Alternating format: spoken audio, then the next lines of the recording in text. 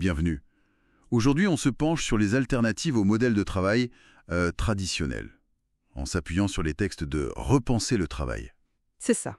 On va parler semaine de 4 jours, coopérative et aussi revenu mixte. Hmm. Le point de départ, il est assez clair dans les documents.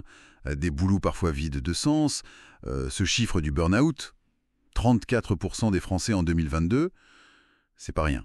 Non, en effet. Et puis l'IA qui, pourrait changer la donne pour 30% des emplois d'ici 2030, d'après l'OCDE. Et cette quête de sens qui peut devenir un peu pesante. Exactement. Notre objectif, c'est simple, regarder de près des pistes concrètes pour travailler autrement. Allez, on regarde ça d'un peu plus près. Oui, et ce qui est vraiment intéressant avec ces sources, c'est qu'elles confrontent, disons, la critique ambiante du travail avec des chiffres, des expérimentations réelles. C'est ça. On va pouvoir analyser les données d'autonomie, de l'INSEE ou l'exemple de Mondragon pour voir ce qui marche, comment ça marche et quels sont les résultats concrets, quoi. Tout à fait. Alors, commençons par la semaine de 4 jours. L'idée de base, elle est séduisante. Travailler moins, mais travailler mieux. Et puis, vivre mieux aussi. Oui. Et les chiffres sont assez parlants. En Islande, par exemple, sur la période 2015-2019, une grosse expérimentation a montré une baisse du stress de 35%. Ah oui, quand même.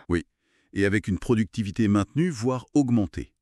Au Royaume-Uni aussi, en 2022, il y a eu un test avec 61 entreprises. Résultat, 92% ont gardé le modèle. 92%, c'est énorme. Énorme. Et ils notaient une productivité en hausse de 20% en moyenne. Ça fait réfléchir. Bah oui, et c'est pas juste quelques cas isolés. Microsoft au Japon, c'est plus 40% de productivité qu'ils ont annoncé. Ah oui.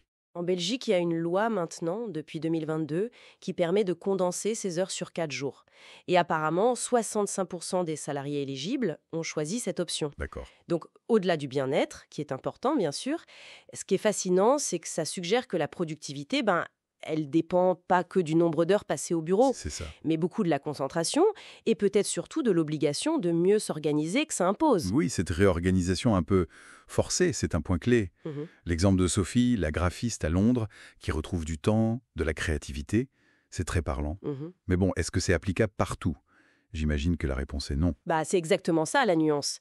Les sources le disent bien, c'est compliqué dans les secteurs où il faut une continuité de service, la santé, l'éducation. Oui, logique. Et l'exemple belge le montre aussi. Pour les métiers manuels ou dans l'urgence, c'est moins évident. D'accord. Donc c'est pas la solution universelle, mais plutôt une piste vraiment forte pour repenser le temps de travail. Mais voilà, ça dépend beaucoup du métier, du secteur. Très clair. Alors passons à une autre idée, assez différente, les coopératives. Le partage du pouvoir, la démocratie en entreprise. Oui. L'exemple le plus connu, c'est Mondragon en Espagne. Ça existe depuis 1956. Oui, c'est incroyable. 80 000 membres travailleurs. Et surtout, un taux de survie des entreprises à 5 ans de 85%. C'est bien plus que les 60% classiques. Ah oui, largement. Et en France, on a les SCOP, les sociétés coopératives et participatives. Elles affichent aussi une belle résilience, 77% de survie à 3 ans. Pas mal non plus. Ce modèle, en fait, il touche au cœur du système social, la gouvernance. Quand les salariés sont aussi copropriétaires, qu'ils votent, ça change tout en termes d'engagement. On imagine, oui. Et une étude du CNRS le montre. Ça donne une meilleure résilience face aux crises, grâce à cette coopération interne. D'accord. Mais, car il y a un mais, ce modèle a aussi ses défis. La prise de décision collective, ça peut être plus lent. Ah, L'exemple est cité d'une SCOP qui a mis 6 mois pour valider un investissement. Donc ça demande une vraie culture de la collaboration. 85% de survie pour Mondragon, c'est fou.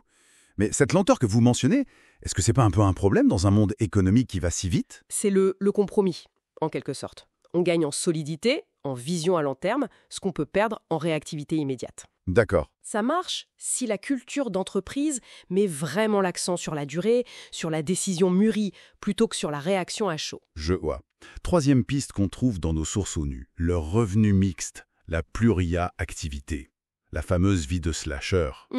L'INSEE nous dit qu'en France, on est passé de 10% d'actifs qui cumulaient en 2020 à 12% en 2023. Ah oui, ça augmente. Oui, et l'OCDE observe ça dans 15% des pays développés. Une tendance qui s'est accentuée après le Covid.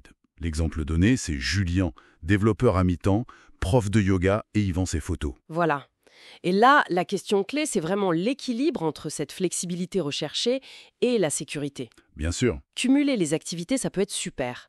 Moins de dépendance à un seul patron, plus de variété. Mais les sources insistent beaucoup là-dessus. Ça tient que s'il y a un filet de sécurité sociale solide derrière. C'est-à-dire? La santé, le logement, l'accès à la formation. Sans ça, la pluriactivité, ça risque de devenir juste une précarité subie. On pense aux micro-entrepreneurs dépendants des plateformes, comme le souligne un rapport du Sénat. D'accord, donc c'est pas forcément un choix pour tout le monde. Pas toujours, non. Ça dépend énormément du contexte et du soutien public. Bon, si on essaie de synthétiser un peu tout ça, on a ces 3 voies. La semaine de 4 jours, les coopératives et la pluriactivité choisie. Toutes tentent de répondre à une certaine insatisfaction. Oui. Et de voir le travail moins comme une corvée, peut-être, et plus comme une contribution. Ça fait un peu écho à ce que dit l'ADEME sur l'économie de la fonctionnalité, non? Valoriser l'usage, le lien. Tout à fait. Et c'est là qu'on voit émerger cette idée d'utopie réaliste qui est présente dans les sources. Utopie réaliste. Oui, l'idée, c'est pas d'abolir le travail, mais de le remettre à sa place, dans un projet de vie plus global. L'exemple de la communauté en Suède est intéressant. Temps partiel choisi, jardin partagé, bénévolat. D'après l'OCDE, ça mène à plus de bien-être et c'est mieux pour l'environnement. D'accord. Mais ça demande un coup de pouce, des politiques publiques pour sécuriser ces parcours. Un revenu partiel garanti, de la formation, un urbanisme adapté. Donc le travail qui mute, qui devient plus un choix qu'une fatalité, en quelque sorte. C'est un peu l'idée, oui. Alors qu'est-ce qu'on retient de cette exploration? On voit bien que, face aux critiques du modèle actuel, il y a des alternatives. Elles sont concrètes, elles sont testées. Oui. Elles ne sont pas parfaites, elles ont leurs limites, leurs conditions, mais elles ouvrent quand même des perspectives vers un travail plus humain, peut-être plus durable, plus collectif. Exactement. Et peut-être pour finir sur une pensée un peu provocatrice, au-delà de ces modalités 4 jours, coopératives, etc., qui sont des outils importants, Oui. Le vrai changement de fond, est-ce que ce n'est pas de réussir collectivement à revaloriser tout ce qui a de la valeur en dehors de l'emploi payé? C'est-à-dire? L'engagement dans la cité, les projets personnels, le soin aux autres. Est-ce qu'on pourrait imaginer une société où notre bien-être, notre reconnaissance ne dépendent plus quasi uniquement de notre job? Une question essentielle, effectivement. Matière à réflexion.